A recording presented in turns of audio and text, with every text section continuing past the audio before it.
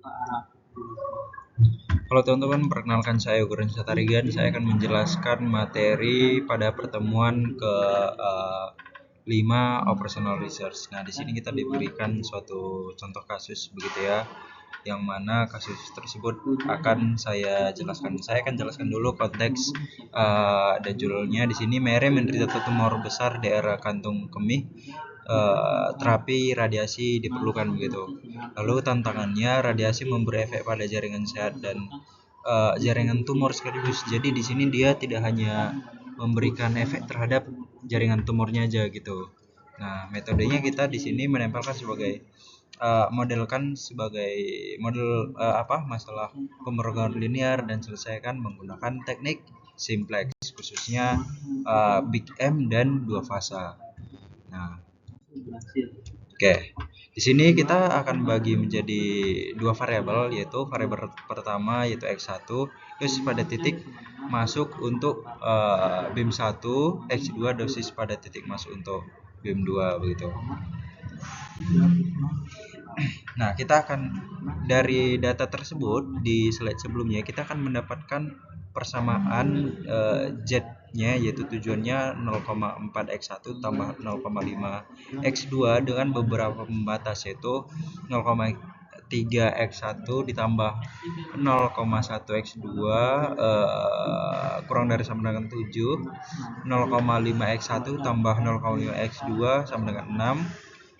Lalu pembatas ketiga 0,6 x1 ditambah 0,4 x2 lebih dari sama dengan 6 begitu. Dan ini syaratnya juga x1 dan x2 syarat umumnya lah harus lebih daripada 0, tidak boleh negatif.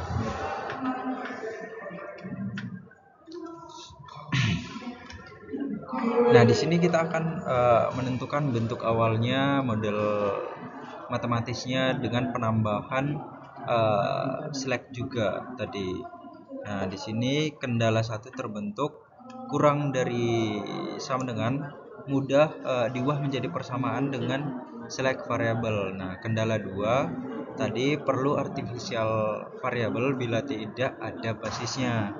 Lalu kendala ketiga atau pembatas ketiga, ubah ke persamaan dengan surplus plus artificial variable.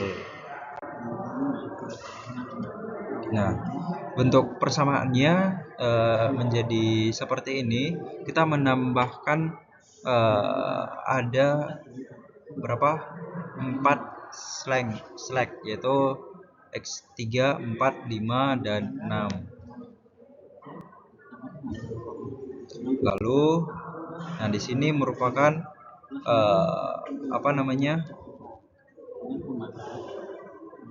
variabel tabel simplexnya begitu. Jadi di sini kita akan mendapatkan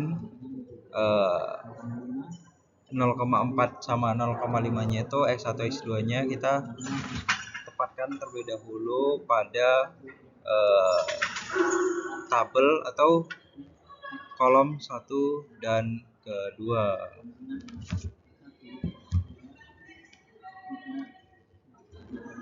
Nah, di sini kita ditunjukkan pada tabel basis awalnya x3 sama dengan 7, x5 sama dengan 6, x6 sama dengan 6, dan non basis awalnya itu x1, x2 dan x4-nya itu sama dengan 0. Nah, karena fungsi tujuan mengandung mx5 tambah mx6, nilai awal z-nya m dikali 6 ditambah m dikali 6 yaitu 12m ditambah kontribusi dari 0 slack. Ini menandakan biaya awal sangat besar yang wajar karena artificial aktif tadi. Nah, poin penting untuk teman-teman di sini, ini hanya titik awal. Simplex akan mencoba menggantikan artificial oleh variabel asli x1, x2, x4-nya tadi yang 0 tadi melalui pivoting sehingga penalti M hilang begitu.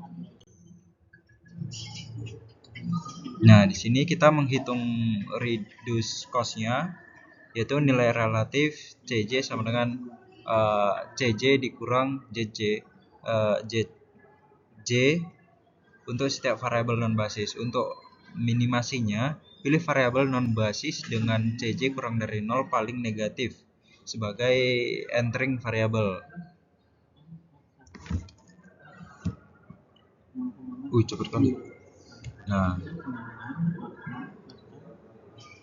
Nah, lalu kedua pilih pivot row-nya, leaving variable menggunakan rasio RHS hanya untuk koefisien pada positif pada kolom entering basis dengan rasio terkecil menentukan leaving variable. Jika semua koefisien kurang dari atau sama dengan 0, solusinya unbounded gitu. Lalu lakukan operasi baris Gauss-Jordan untuk menjadikan kolom entering menjadi kolom kanonik pada 1 pada pivot, 0 pada baris lain. Lalu perbarui basis dan CB, ulangi perhitungan reduce cost. Lalu selanjutnya hentikan ketika semua CJ lebih atau sama dengan dari 0. Kondisi optimal untuk minimasi tercapai di sini. Nah, periksa kembali artificial variable bila pada solusi optimal pada artificialnya lebih dari 0, masalah asli tidak layak. Nah, selanjutnya kita menggunakan iterasi. Daripada menuliskan semua angka M yang rumit yang membuat slide kita berat nantinya ya kan teman-teman. Jadi karena tadi koefisien artil di fungsi secara dengan M, kolom-kolom artifisial memberikan kontribusi besar pada JC, itu membuat reduce cost untuk kolom asli X1 X2 cenderung sangat negatif, sehingga X1 X2 cepat masuk basis. Setelah beberapa pivot, artificial variable akan keluar basis begitu. Jadi jika tidak bisa mengeluarkan semua artificial tetap lebih dari 0, maka masalah asli tak layak.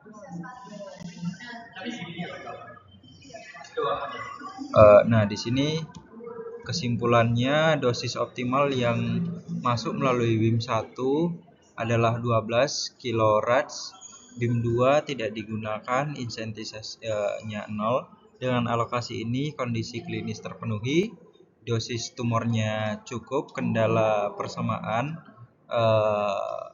lebih atau sama dengan terpenuhi, dan paparan jaringan saya diminimumkan sampai 4,8 kRad. Nah, ini nilai fungsi tujuannya.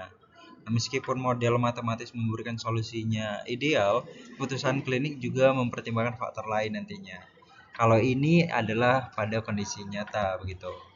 Oke, sekian penjelasan dari saya. Sekian, terima kasih. Harus 9 menit minimal. Itu bentar lagi. Tinggal ngomong-ngomong lagi. Oke, sekian. Nah, di sini kesimpulannya Dedas tadi sama juga seperti saya jelaskan, 4,8 kRad begitu.